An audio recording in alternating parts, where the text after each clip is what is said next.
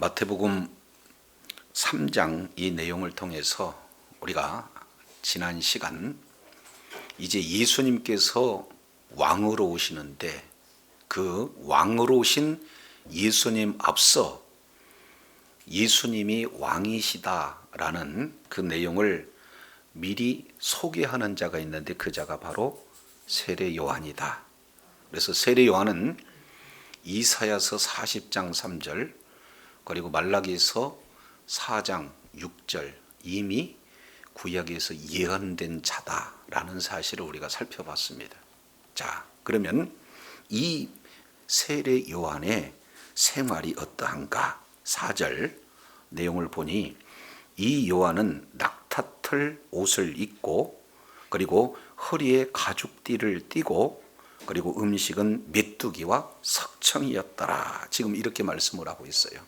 이제 열왕기하 1장 8절 이하 내용을 통해서 보면은 엘리야의 그런 모습과 똑같이 지금 세례 요한도 낙타털 옷을 입었다 이렇게 말씀하고 있어요. 이 낙타털 옷이라고 하는 그 내용은 아주 평범한 사람들이 입을 수 있는 옷, 그 약태털을 지금 입고 있습니다. 그리고 이 내용을 흘러가기 때문에 가죽띠를 띠고 사는 거죠. 그래서 의복 자체가 굉장히 남루한 그런 상태가 되었어요. 보면서 또 음식은 메뚜기와 석청 이렇게 말씀하고 있죠. 이제 많은 지도자들은 음식을 먹는 게 진수성찬을 먹는 것에 반해 세례 요한은 서민들이 먹는 그런 메뚜기, 석청 이런 내용들을 말씀하고 있습니다. 그래서 광야에서 정말로 하나님과 깊은 교제를 이루면서 그의 삶의 몇몇 내용을 보면은 어떻게든지 하나님께 집중하고 하나님의 말씀에 집중했던 자가 바로 세례 요한이다라는 사실을 볼 수가 있습니다. 그래서 학자들은 세례 요한을 이렇게 쿰남 동굴에서 경건한 생활을 하고 있는 그 자가 아니었는가 이렇게까지 주장해요. 그런데 그렇지는 않아요. 자, 왜 그러냐면 5절 보겠습니다. 이때에 예루살렘과 온 유대와 그리고 요단강 사방에서 다 그에게 나와 그랬습니다. 다 나왔다는 것은 누구의 메시지를 들었다는 거예요? 세례 요한의 메시지를 들었습니다. 세례 요한의 메시지는 세 마디. 회개하라, 천국이 가까이 왔다. 이 말씀을 지금 하고 있어요. 그러니까 광야에서 외친다라고 하는 이 내용은 어떤 것을 말씀하고 있습니까? 사람이 살 수 없는 곳이에요. 찾아가서 말씀을 듣기 쉬운 장소가 아닙니다. 그럼에도 불구하고 하나님의 말씀이 진리의 말씀으로 옳게 전해졌을 그때 많은 사람들은 어려운 그런 장소임에도 불구하고 한 사람 두 사람 계속 몰려오는데 그 자들은 예루살렘 당시 종교, 정치, 사회, 문화의 중심 도시에서 광야로 몰려나오고 있는 것을 볼 수 있어요. 오늘날 저와 여러분이 하나님의 말씀이 진리의 말씀이고 진리의 말씀을 바로 선포했을 때 많은 자들이 그 말씀을 통해서 주님 앞으로 나오게 된 줄로 믿습니다. 시설이 좋고 많은 지식을 가지고 하나님의 말씀을 증거하는 것도 귀해요. 그러나 그곳에 진리가 빠진다면 형식적인 내용에 불과하죠. 모든 것을 다 갖추고 있지 않는다 할지라도 말씀이 말씀으로 증거되는 그곳에 성령의 역사가 있게 된 줄로 믿습니다. 많은 자들이 몰려 나와요. 그런데 거기서 몰려 나온 하나님의 말씀을 듣는 그런 모든 사람들의 반응을 크게 두 가지로 6절에 이렇게 말씀을 하고 있습니다. 자, 6절 내용을 보니까 자기들의 죄를 뭐하고? 첫 번째 내용은 자부하는 역사가 나타나는 거예요. 로마서 3장 20절 이 내용을 통해서 보면은 율법, 다른 말로 하나님의 말씀을 주신 목적이 있어요. 그것은 성경을 보면 볼수록 나는 하나님의 말씀에 떠날 수밖에 없는 존재다. 나는 죄인일 수밖에 없는 존재다. 하나님의 말씀을 지키려고 노력을 하지만 말씀대로 살려고 몸부림을 치지만 우리는 말씀을 지킬 수 있는 능력이 없는 존재다. 고로 우리는 죄인이다라는 사실을 말씀이 증거되어질 그때에 깨닫게 되는 줄로 믿습니다. 성경을 가까이 하면 가까이일수록 나는 죄인이다. 설교 말씀을 들으면 들을수록 나는 말씀에서 벗어났다. 하나님과 함께 할 수 없는 그런 거룩하지 않는 그런 존재다라는 사실을 알 수밖에 없어요. 그것이 말씀의 능력인 줄로 믿습니다. 말씀은 빛이에요. 빛 가운데 어둠이 나가면 다 드러나게 돼 있다 그 말이죠. 그러니 많은 사람들이 말씀이 증거되는 그곳에 말씀을 들음으로 말미암아 말씀에서 벗어난 자기 자신의 모습을 깨닫게 되어져서 반응은 첫 번째 뭡니까? 자복하는 거예요. 저와 여러분, 말씀을 통해서 저와 여러분은 이제 죄악된 모습을 발견하고 날마다 하나님 앞에 자복하는 그런 복된 자리에 있어야 될 줄로 믿습니다. 이것이 하나님과 긴밀하게 교제할 수 있는 첫 번째 반응의 내용이에요. 두 번째, 자복의 자리만 머물러 있어서는 안 돼요. 자, 3장 6절 내용을 보니까 자기들의 죄를 자복하고 이어서 요단강에서 그에게 뭘 받아요? 그렇습니다. 두 번째 내용은 세례 받는다 이렇게 말씀을 하고 있어요. 자, 여기서 세례 받는 이 내용은 물세례거든요. 여기서 물세례라고 하는 이 내용은 나는 죄인이고 그리고 죄를 자복하고 예수 그리스도 우리들의 모든 죄를 짊어지고 십자가에서 죽으신 그 예수 그리스도를 만나기 위한 예수께로 나가기 위한 바로 그 세례, 물세례를 지금 이렇게 말씀을 하고 있는 것을 보게 되어집니다. 그러면 본질적인 세례의 내용은 어떤 건가? 세례는 크게 두 가지 내용으로 살펴볼 수 있어요. 하나는 물세례, 또 하나는 성령 세례, 다른 말로 불세례라고도 이렇게 표현을 하게 되어지는 겁니다. 그러면 성령 세례는 어떤 것을 말씀을 하고 있는가? 이 내용을 조금 더 자세히 보려면 로마서 6장 1절부터 5절까지 내용을 살펴보게 되어져요. 예수님께서 죄 없으신 분이 우리를 위해서 십자가에 죽으실 때 예수님 한 번만 죽었다 이렇게 표현하지 않고 예수님이 십자가에 죽으실 때 나도 함께 예수님과 십자가에 못 박혀 죽었다. 동시에 예수님이 부활하시는 내용은 예수님 한 분만 부활한 사건이 아니라 말이죠. 그러면 어떤 겁니까? 우리도 옛사람은 십자가에 못 박혀 죽고 이제는 영원한 생명을 우리 하나님이 허락하셔서 이제는 부활의 생명으로 저와 여러분이 거듭나게 된 줄로 믿습니다. 그래서 예수와 함께 십자가에서 죽고 예수님과 함께 우리가 다시 살아나서 이제는 새 생명 가운데 행하기 위해서 우리 주님이 십자가에서 이루놓으신 그런 십자가의 은혜가 성령 세례인 줄로 깨달으시길 바랍니다. 그래서 물에 잠긴다는 것은 죽는 거예요. 그래서 옛사람 옛 죄악 성품은 다 십자가에서 죽고 다시 물 위에서 올라오는 것은 어떤 내용을 말하고 있습니까?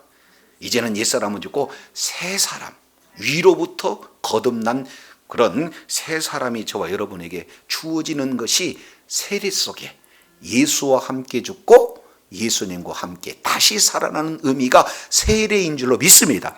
세례식은 예수 그리스도를 믿는 믿음으로 온전한 구원을 받는 자가 공교회 앞에서 예수님이 나의 구주다, 예수님과 함께 죽고 예수님과 함께 다시 부활한 공동체의 일원이다라고 하나의 나타나는 외적인 표현이 세례식이에요.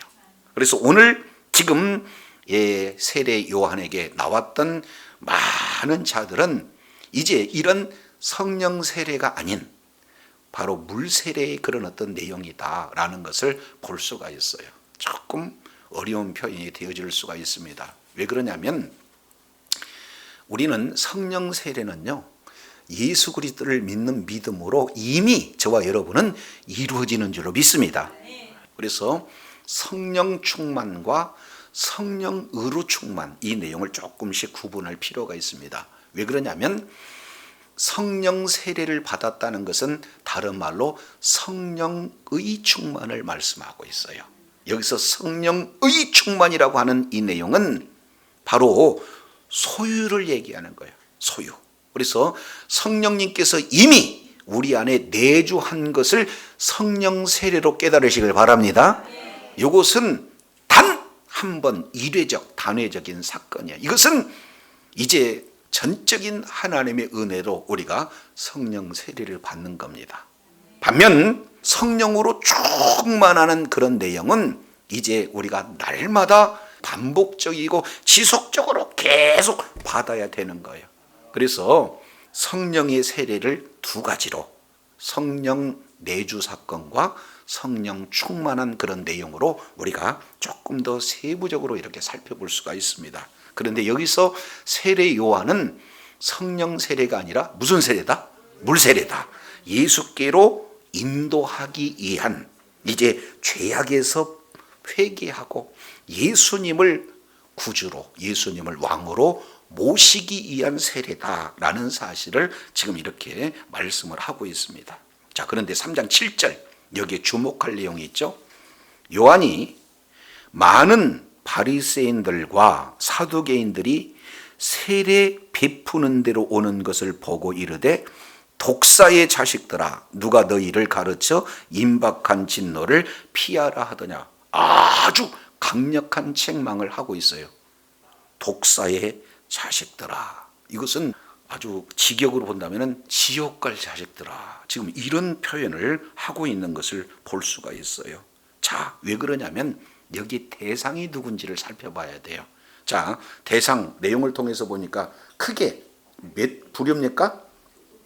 두 부류. 하나는 바리새인, 또 하나는 사두개인. 성경에는 바리새인과 사두개인만 나와 있지만 그때 당시에 파는 에세네파, 그러니까 바리새파, 또 하나는 사두개파, 또 하나는 에세네파, 이런 어떤 내용을 가지고 있어요.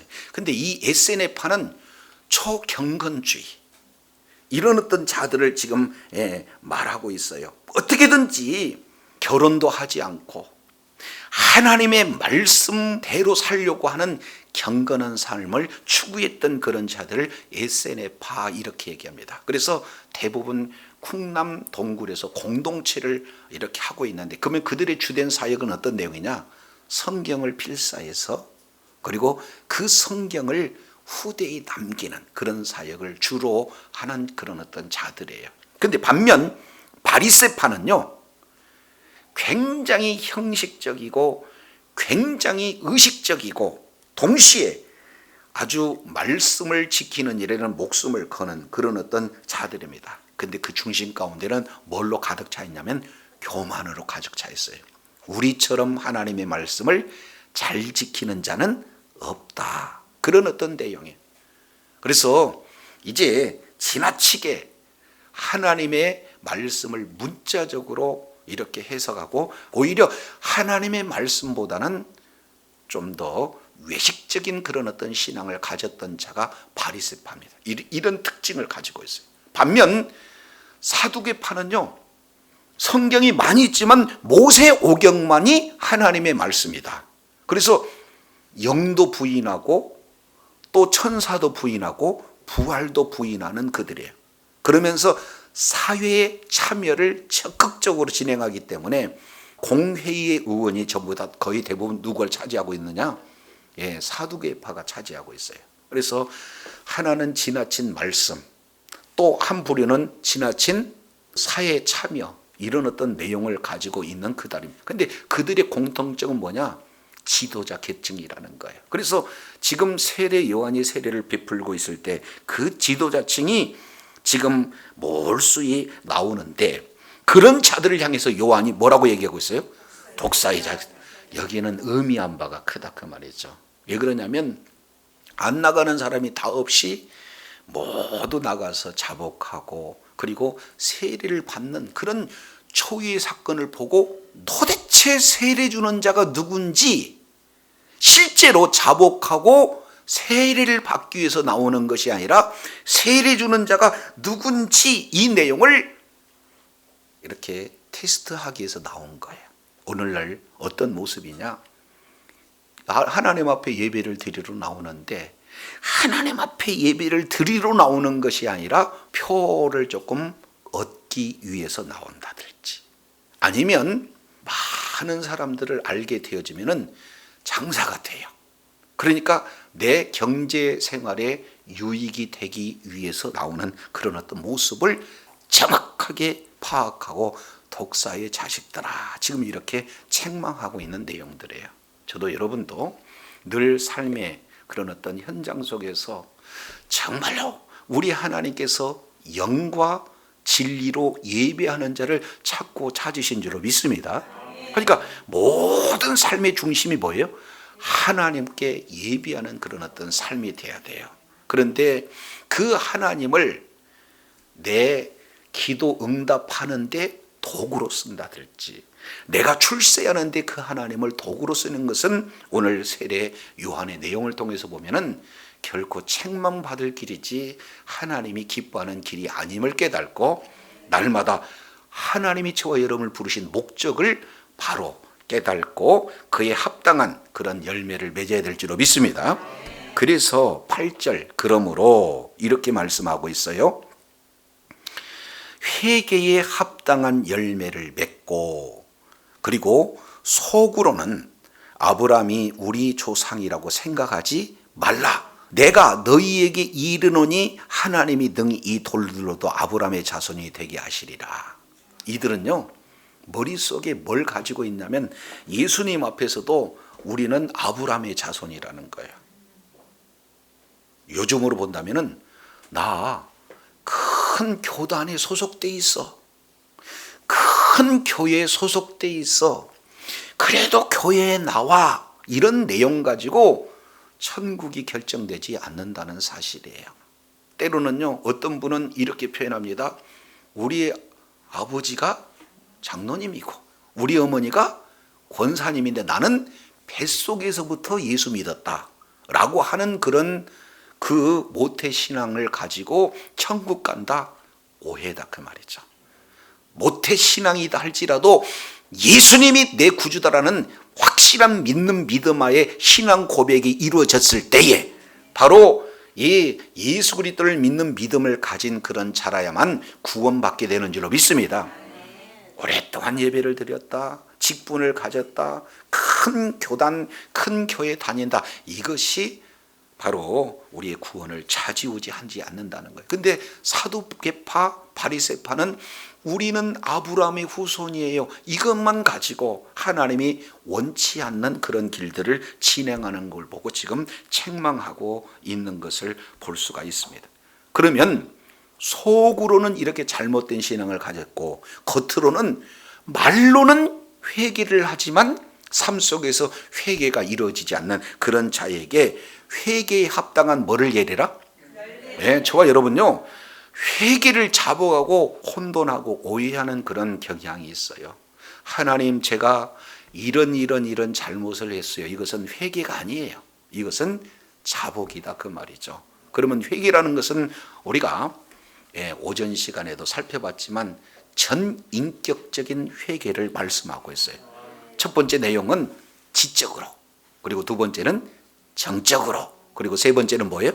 의지적으로. 이 내용을 가장 잘 설명한 내용이 누가복음 15장 돌탕, 돌아오는 탕자, 그 내용을 말씀을 하고 있어요. 그래서 아버지를 떠난 인생이 사실은 인간으로 살 수 없는 그런 환경에 놓여 있을 그때에 지적으로 내가 여기에서 지금 대지를 치면서 쥐염 열매를 먹고 있는 이 상황을 예전에 아버지 집을 이렇게 회상해 봤을 때 아버지와 함께한 종들은 지금 나의 형편보다는 낫다. 그러니 내가 아버지께로 돌아가리라. 이미 내가 말씀에서 벗어나는 것을 뭐예요? 깨닫는 거예요. 두 번째, 마음으로 미워하는 거예요. 슬퍼하는 거예요. 이러한 엄청난 고난과 고통은 내가 아버지 집에서 떠났기 때문이다, 말씀에서 떠났기 때문이다 라는 그런 사실을 가지고 죄에 대해서 애통하는 심정이 바로 우리 정적으로 돌이키는 내용인 줄로 깨달으시기 바랍니다. 생각으로도 돌이키지만 마음으로도 돌이켜야 돼. 그러나 최종적으로 돌이키는 것은 뭐예요? 행동이에요. 내가 아버지께로 돌아가리라. 몸을, 삶의 방향을 완전히 유턴해서 삶의 방향을 돌리는 것이 회개인 줄로 깨달으시길 바랍니다. 그래서 지금 독사의 자식들아, 회개에 합당한 뭘 맺으라? 열매. 그러면은 회개에 합당한 열매를 맺는다는 것이 도대체 무엇인가 하는 이 내용을 사도 바울은 뭐라고 말씀하고 있냐면은 사도행전 26장 20절 내용을 보니까 회개에 합당한 일을 해라 하는 그 내용을 말씀을 하고 있어요. 그래서 그 내용을 누가복음 우리 잠깐 보겠습니다. 자, 누가복음 3장 내용을 보면은 하나님의 말씀이 빈들에서 사가랴 아들 요한에게 이르니라. 자, 3절 요한이 요단강 부근 각처에 와서 죄 사함을 얻게 하는 회개의 세례. 요걸 뭘 세례라고 하냐면 물세례. 물세례의 다른 표현은 회개의 세례. 다른 의미로는 예수께로 인도하는 세례를 지금 말을 하고 있는 거예요. 자, 그랬을 때, 자, 7절입니다. 요한이 세례 받으러 나오는 무리들에게 독사의 자식들아 너희를 가르쳐 장차 올 진노를 피하라 하더니 그러므로 뭐의 열매를 맺어라? 그렇습니다. 회개에 합당한 열매를 맺어라. 속으로 아브라함이 우리 조상이라고 말하지 말라. 쭉 진행하면서 말씀을 할 때 10절이에요. 무리가 모르니까 물어봐요. 아니 그러면 우리가 어떻게 해야 될까요? 그래서 다양한 계층의 사람들이 와서 물어봤을 그때에 아주 간단하게 지금 회개에 합당한 열매를 맺는 것이 무엇인지를 가르쳐 줍니다. 11절 대답하되 옷 뭐예요? 투벌 있는 자는 옷 없는 자에게 뭐한다? 나눠줄 것. 먹을 것이 있는 자도 그렇게 뭐예요? 할 것이다. 이 내용은요 여기서 자세히 지금 살펴보게 되면은 그 회개한 자의 행위는 한마디로 본다면 사랑 실천임을 이렇게 말씀을 하고 남아서 나눠주는 것이 아니라 지금 두 벌 옷이라고 하는 이 내용은 옷이 한 벌 있고 여유분이 있는 그런 내용이 아니라 속옷과 겉옷을 지금 말씀을 하고 있어요. 그러면서 나보다 더 힘든 그런 자들을 나눠주는 이 내용이 진정한 회개의 열매다. 지금 이렇게 말씀하고 있어요. 자, 이것을 가만히 들었던 세리들이 궁금하잖아요. 세리들이 입장한 회개의 열매는 어떤 것인가 라고 봤을 때 선생님 그러면 우리는 어떻게 해야 되는 겁니까? 라고 물었을 때 13절 뭐예요? 즉 부가된 것 외에는 뭐하다? 예, 이 내용을 통해서 보면은 언제든지 권력을 가진 자가 힘을 가진 자가 약자들에게 언제든지 약탈할 수 있는 그런 내용이 정당화된 그런 시기예요. 그런데 법에서 벗어나지 말라는 거죠. 말씀대로 순종하는 것이 회개에 합당한 열매요. 있어야 할 자리 여기에 있는 것이 회개에 합당한 내용이다. 자, 14절 내용도 보니까 그러면 군인들이 와서 그러면 우리는 어떻게 해야 회개에 합당한 열매를 맺는 거죠? 라고 물어봤을 때 사람이 뭐 하지 말고 강탈하지 말고 그 다음에 속이지 말. 힘 있는 자는요 뺏게 돼 있어요. 강탈하게 돼 있다 그 말이죠. 그래서 그 힘을 가지고 다른 사람들에게 속이거나 뺏지 마라. 그 자체가 뭐 한다는 거다? 회개에 합당한 열매를 맺는 거다. 저와 여러분요 있는 그 위치에서 말씀대로 최선을 다해서 순종하는 그 내용이 바로 회개에 합당한 내용인 줄로 믿습니다. 지금 바리새인과 사두개인들은 이런 자리에서 벗어났다는 거예요. 그러니까 회개에 합당한 이렇게 열매를 맺어라. 지금 이렇게 말씀하면서 이제 10절 굉장히 무시무시한 내용을 지금 선언하고 있습니다. 자, 10절 한번 보실까요? 10절 내용을 보니까 뭐라고 말씀하시죠?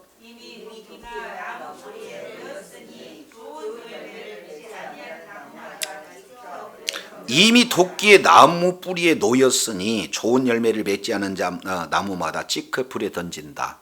자, 도끼질을 할 때 그냥 내리치는 사람이 있는가 하면 대부분 사람들은 찍어야 할 장소를 뭐예요? 일반 타켓을 잡아갖고 탁 찍고 연이어서 뭐 하는 거예요? 찍는 거예요. 그러니까 지금 여기서 도끼의 나무의 뿌리에 놓였다, 그 얘기는 한번 딱 찍은 거예요. 그러면은 그 다음에 쉬지 않고 그 다음에 뭐해?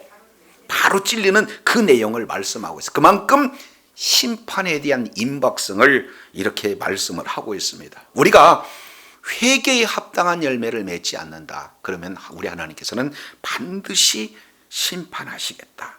마치 도끼가 나무 뿌리에 놓였다라는 그런 내용으로 연인 동작이 지금 이루어지게 된다. 그러면 심판의 내용은 뭡니까? 불심판이에요. 이건 베드로후서 3장 10절 이하. 이제 무시무시한 그런 불심판, 이 내용이 예수 그리스도를 믿는 믿음이 없는 그런 자들에게 주어진다는 거예요. 그래서 저도 여러분도요, 날마다 이제 진짜 예수님이 나의 구세주인가, 이런 확실한 믿는 믿음을 다음으로 연계해라, 연계하지 말라? 연계하지 말라. 내 일은 내 영역이 아니라 하나님의 영역이에요. 그러니까 자칭 말씀에 능한 자라, 지도자라고 할 수 있는 바리새인, 그리고 또 뭐예요? 사두개인, 그런 자들이 나는 너무나 말씀을 잘 지켜, 나는 말씀을 삶 속에 너무나 잘 적용해라고 교만과 아집으로 가득 찬 그들을 향해서 지금 바로 회개하고 예수 그리스도를 구주로 영접하는 이런 내용을 우리 주님이 요구하고 계세요. 그러면서 자기 자신을 아주 겸손하게 표현하면서 오늘 이 세례 요한 설교의 핵심이 11절에 기록되고 있습니다. 11절, 나는 너희로 회개하기 위하여 물로 세례를 베풀거니와. 그러면 여기서 뭐예요? 물세례죠. 세례 요한의 세례는 물세례, 다른 말로 회개를 위한 세례, 다른 말로 예수께로 인도하는 세례, 여기에 불과하다. 내 역할은 예수님을 소개하는 것에 불과하지만, 그러나 내 뒤에 오시는 이는 나보다 능력이 많으시니 나는 그의 신을 들기도 감당하지 못하겠노라. 여기서 신을 들지 못한다 하는 내용은 그때 당시에 신을 신겨주고 이렇게 벗겨주는 그런 자는 종이에요.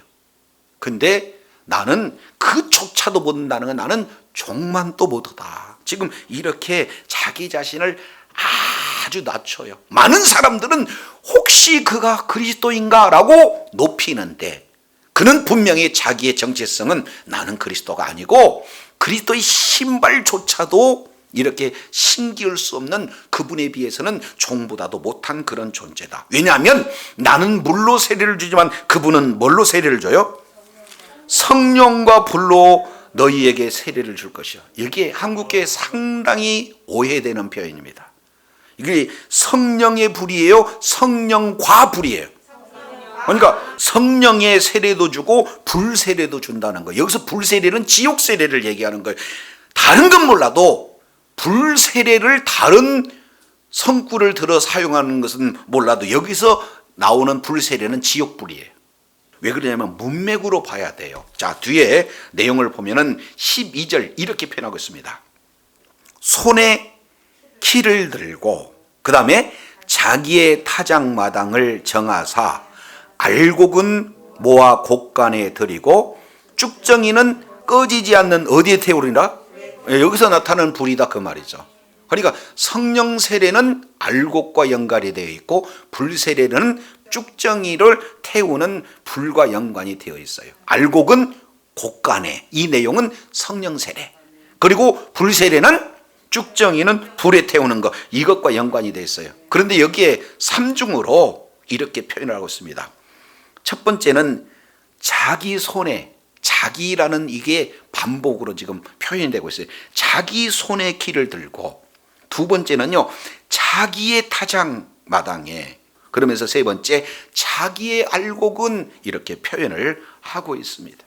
자, 그러면 이 내용을 통해서 보면 우리 주님의 관심은 알곡에 있을까요? 아니면 쭉정이에 관심이 있을까요? 그렇습니다. 알곡에 관심이 있어요. 그러면 여기서 알곡이라고 하는 그런 내용은 우리 주님은 어디에 관심이 있느냐? 열매. 그러면 저와 여러분 열매를 맺으려고 애를 써야 될까요? 아니면 주님께 딱 붙어 있어야 될까요? 자, 이 내용은 우리가 알곡이 되려고 노력하는 것은 종교다 그 말이에요. 그런데 우리 스스로는 열매를 맺을 수 있는 능력이 없어요. 자, 그러면 예수님께서 이런 말씀을 하고 계세요. 자, 요한복음 15장, 이 내용은 그 유명한 포도나무에 대한 내용을 말씀하고 있어요. 1절, 내가 참 포도나무요 내 아버지는 그의 농부라. 그래서 예수님은 포도나무고 하나님은 농부다. 그러면서 2절, 무릇 과실을 맺지 않은 가지는 뭐예요? 예, 아버지께서 이를 제거해 버리신다. 이렇게 말씀을 하고 있으면서 3절, 너희는 내가 일러준 말로 이미 뭐했다? 깨끗하게 되었다. 이것은 예수 그리스도를 믿음으로 우리는 온전히 죄 사함을 받게 되는 줄로 믿습니다. 예, 이 내용을 말씀하고 있어요. 그러니까 예수님을 믿는 것은요, 내가 믿는 것이 아니라 성령의 역사가 아니고는 믿을 수가 없어요. 깨달을 수가 없어요. 구주로 받아들일 수가 없어요. 그래서 고린도전서 12장 3절 내용을 보면은 성령으로 말하지 않냐고는 예수를 주라 시인할 수가 없다. 예수님이 나의 구세주라고 시인하는 것은 성령의 역사가 되는 줄로 믿습니다. 이것이 성령 세례예요. 성령으로 말미암아 예수가 나의 구주가 되어진다는 고백되어질 때 죄사함을 받고 온전한 회개가 이루어지고 성령이 우리 안에 내주하게 계시는 성령 세례의 놀라운 역사가 이루어지게 되는 줄로 믿습니다. 그 다음부터 저와 여러분에게 요구하는 내용은 뭐냐면 열매다 그 말이죠. 자, 열매를 어떻게 진행이 되는가? 4절, 내 안에 거하라. 나도 너희 안에 거하리라. 자기가 포도나무에 붙어 있지 않으면 저절로 과실을 맺을 수, 가지가 포도나무를 따라서 열매를 맺지 못해요. 그러면 가지는 어디만 붙어 있으면 돼요? 예수님께만 딱 붙어 있으면 된다 그 말이죠. 예수님 없이 내가 말씀을 지키려고 안 된다 그 말이에요. 예수님 없이 열매를 맺으려고 안 된다 그 말이에요. 그러면 우리가 할 수 있는 내용 뭐예요? 말씀이신 예수님께 딱 붙어만 있으면 돼. 믿습니까?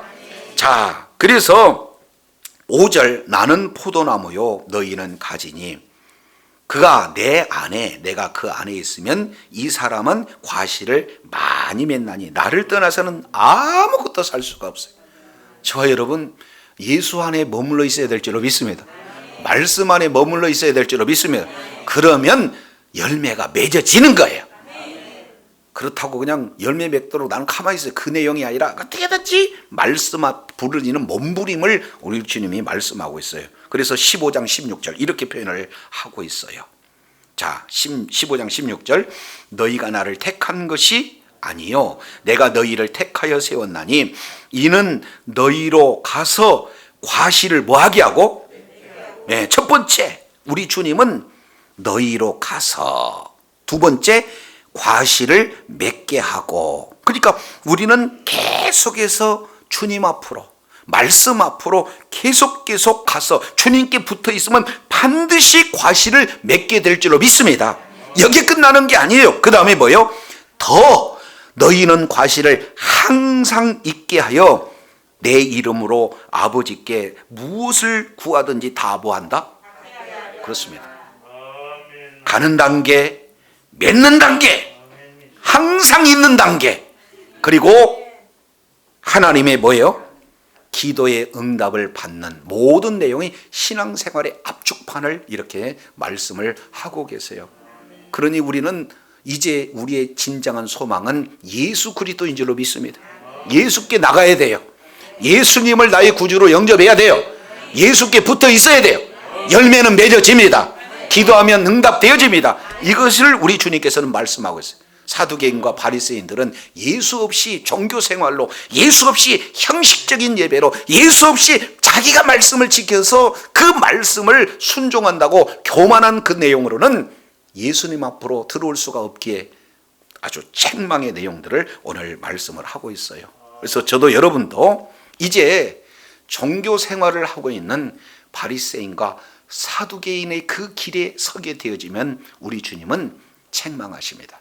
반면 저와 여러분 세례 요한처럼 하나님의 말씀을 듣고 저와 여러분이 겸손해서 말씀께로 나오고 말씀께 붙어 있으면 열매가 맺어지고 그에 합당한 풍성한 열매가 항상 있을 뿐만 아니라 우리 하나님께서 이제 기도하는 모든 내용들을 다 들어주시는 그런 은혜를 허락하고 계세요. 그래서 이제 한 군데 보고 마치겠습니다. 디모데전서 2장. 우리 주님이 저와 여러분 모든 인류에게 지금 말씀하신 그런 내용이 디모데전서 2장 자 4절이에요. 하나님은 모든 사람이 뭐를 받고? 구원을 받고. 여기 1차적인 내용이에요. 모든 사람이 구원을 받고, 그 다음에 그것으로 끝나는 게 아니에요. 구원받았으면 끝났다, 예수 믿고 구원받았다, 예수 믿고 천국 간다 하는 내용으로 끝나는 것이 아니라 그 다음이 어떻게 되는 거예요? 진리를 아는 데 이르기를 원한다. 요한복음 17장 3절 보면 하나님과 예수 그리스도를 아는 것이 바로 영생이다 이렇게 말씀합니다. 그래서 진리를 안다는 것은 지적으로 아는 내용이 아니라 바로 그 진리 가운데 거하는 그런 내용들을 지금 말씀을 하고 있어요. 자, 그러려면 어떻게 진행을 해야 되는가? 이제 자, 디모데 후서 보겠습니다. 디모데 후서 2장 25절 거역하는 자를 온유함으로 징계할지니. 혹 왜 징계하느냐? 하나님이 저희에게 뭘 줬어요? 그러니까 내가 회개하는 것이 아니라 회개도 누가 주시는 것이다? 하나님의 선물이에요. 그래서 하나님이 그에게 회개함을 주사 뭐를 알게 하실까? 그렇습니다. 결국 우리 주님께서는 진리의 성령께서 진리 가운데로 저로 이끄셔요. 그래서 26절 그대로 깨어 있어서 마귀의 올무리에서 벗어나 하나님께 사로잡힌 바 되어 누구 뜻을 따르게 하는 거예요?